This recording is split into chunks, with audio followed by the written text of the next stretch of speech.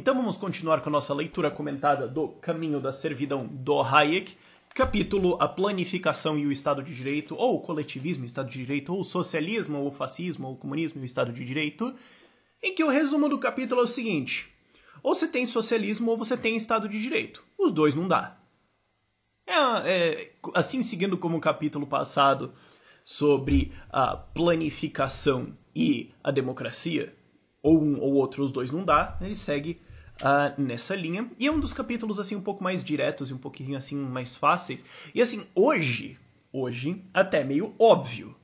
Ou você tem lei igual para todo mundo, ou você tem socialismo. Não dá para ter os dois. Na época, era bem contencioso isso. Tinha muita gente que ainda acreditava nessa fantasia. E hoje ainda tem. E inclusive isso tá na nossa Constituição, isso tá na nossa lei. A gente vive com essas contradições legais. E o jeito que a gente resolveu o problema dessas contradições legais é que a gente não fala sobre isso. A gente não conversa sobre o fato que a nossa Constituição é extremamente contraditória. Nenhum tribunal conversa sobre isso. E tá resolvido o problema. Mas enfim. Vamos lá. Primeiro, o que é Estado de Direito? Porque muita gente não pega. Não quer dizer que existem leis. Não necessariamente. Não quer dizer que as leis são seguidas. Ele fala isso lá. Ele pega isso lá no fim do livro, mas diz: na Alemanha nazista da época, 1944, as leis são seguidas. Tem Estado de Direito? Só porque você tem uma lei dizendo alguma coisa, não quer dizer que... O que é a ideia de um Estado de Direito? É a ideia de leis claras, previsíveis para um longo tempo, válidas para todos, em que não existem beneficiários claros. A lei é cega. Se você não sabe quem a lei beneficia, então tá bom. Se você vai fazer uma lei e você olha e fala: ele vão ganhar, e ele vão ser enrabados. Bom, então não é uma lei de Estado de Direito. É uma lei meio louca. É uma lei de, como o Bastiat fala no livro dele, a lei é uma lei de espólio legalizado. A ideia do Estado de Direito é ter leis previsíveis, claras, elaboradas de antemão, que vão reger as atuações do Estado e as atuações do indivíduo, que é mais um daqueles garranchos liberais clássicos para achar que isso vai conter a ação e a expansão do Estado, que, como a gente vê, deu flagrantemente errado.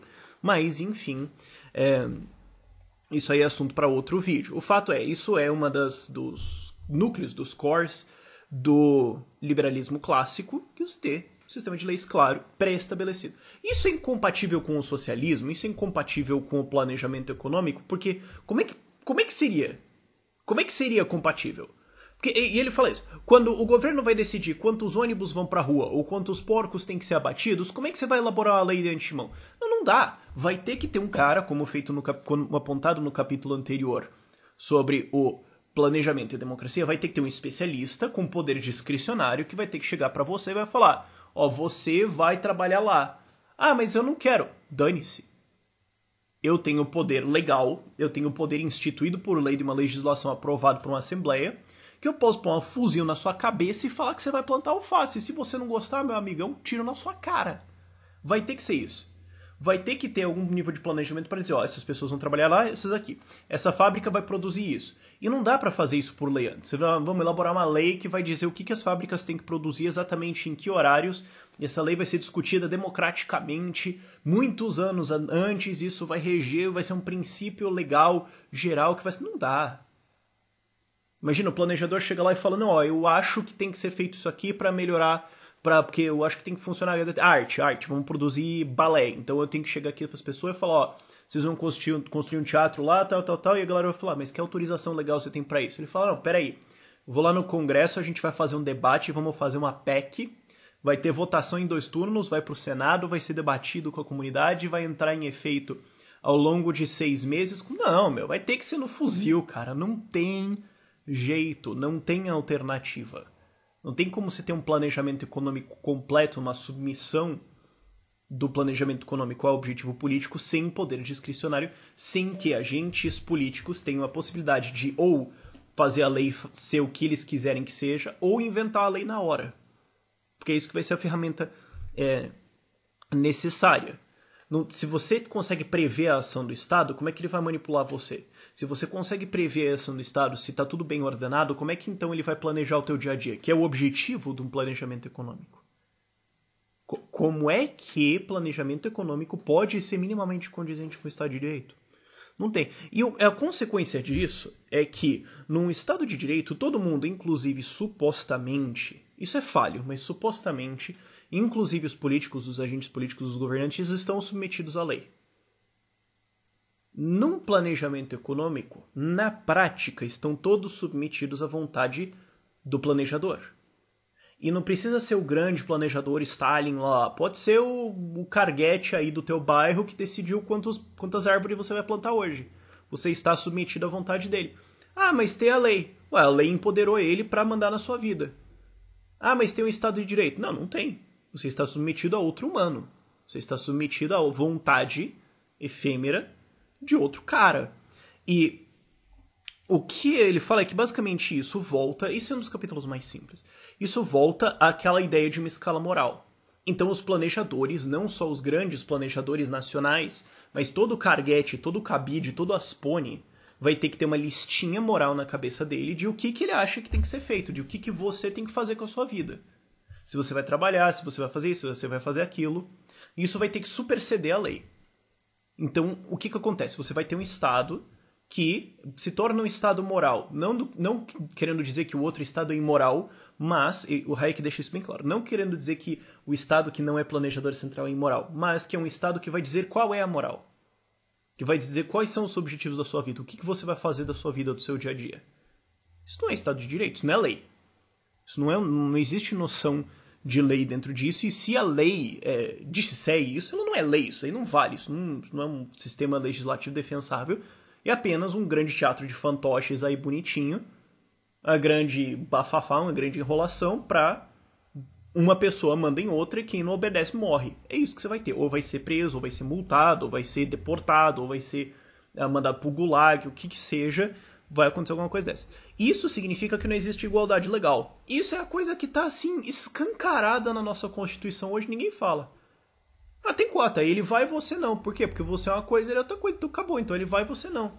Ué, mas não são todos iguais perante a lei? Ah, sim. Ah, mas por que ele vai ou não? Ah, porque a lei diz que ele tá na tua frente. Ué, mas não é todo mundo igual? É. E a gente vai não conversar sobre isso, a gente vai não conversar sobre isso muito. Todos os dias a gente vai não conversar sobre isso, até que a galera acostuma, basicamente. Ué, mas então peraí, essa lei diz que ele pode abrir essa empresa, mas eu não posso. Essa lei diz que ele pode transportar pessoas num ônibus, mas eu não posso. Essa lei diz que eu tenho que dar o meu dinheiro pra ele construir tal coisa que ele vai se beneficiar e eu não vou ganhar nada. Ué, isso lá é lei? Isso lá é um Estado de Direito? Isso é uma palhaçada gigantesca. Isso é uma pataquada, é uma pantomima, é uma fantasia de uma noite de verão que não tem nada a ver com isso aí. E a consequência lógica é que não podem existir direitos individuais num planejamento econômico. Não tem. Não tem como você ter... As pessoas têm direito à vida e propriedade. Não, elas não têm. Ou você vai ter que criar alguma lógica, ele aponta isso no fim do capítulo, alguma lógica assim de dizer. E ele aponta, por exemplo, o H.G. Wells, que tentou fazer uma declaração, né? Os indivíduos têm o direito de comprar e vender tudo que pode ser comprado e vendido. Meu filho, isso é idiota, porque o que pode ser comprado e vendido então?